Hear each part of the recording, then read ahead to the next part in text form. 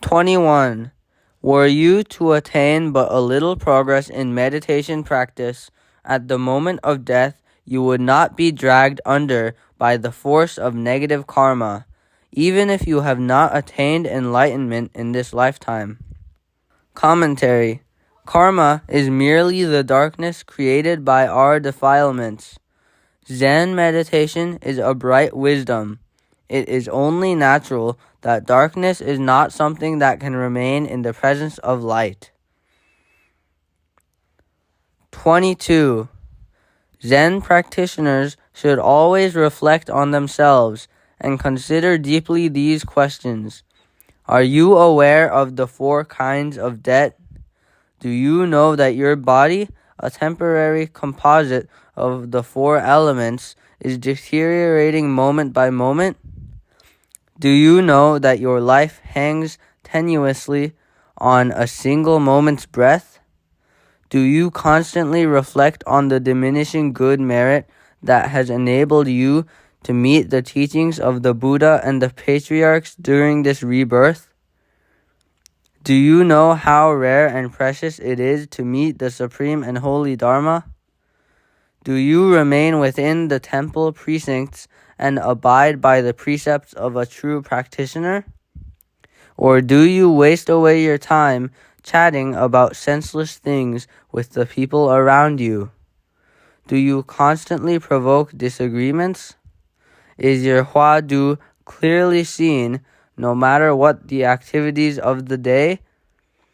Do you continue to pursue your hua du even while talking with others? Is it the same when you are seeing, listening, or perceiving? Is your practice enough to seize and defeat the Buddha and the patriarchs?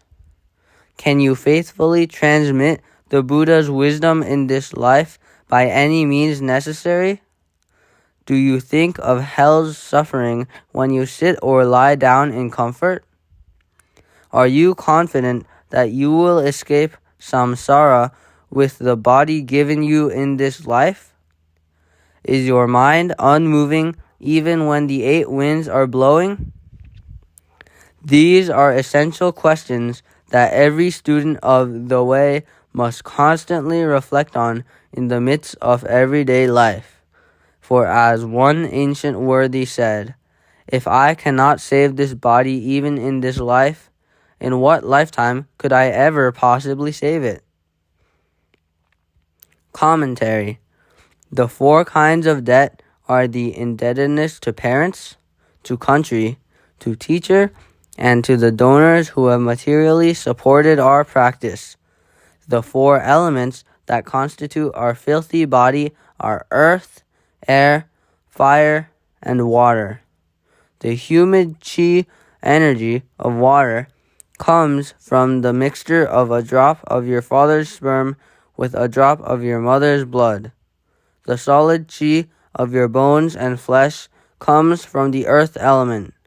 Your blood does not rot into a lifeless clot or thin out due to the hot chi of fire.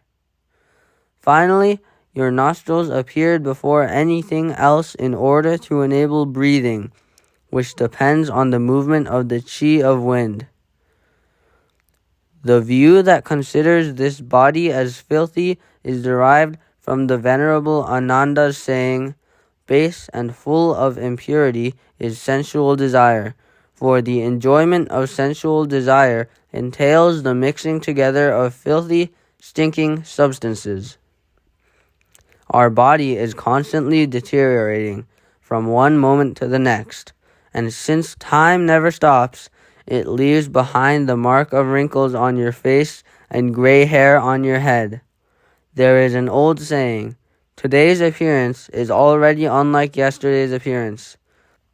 Tomorrow's will surely be unlike today's.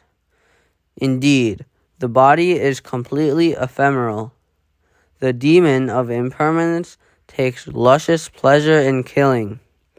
This condition alone should terrify us out of our wits every moment of the day. Inhalation and exhalation are the chis of wind and fire, respectively. So in a way, our life is utterly dependent on these fuels mutually feeding each other. The 8 winds are 8 types of circumstances that either suit you or go against you. Regarding hell's sufferings mentioned above, a day in hell equals 60 kalpas, eons, in this world.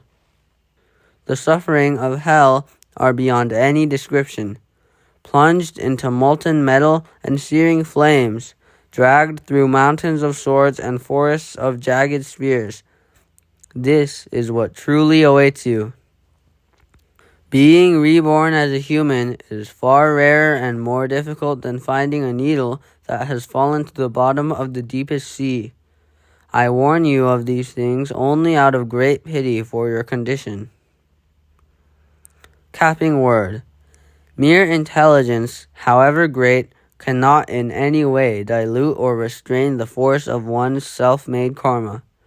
That is the essential message of the teachings above.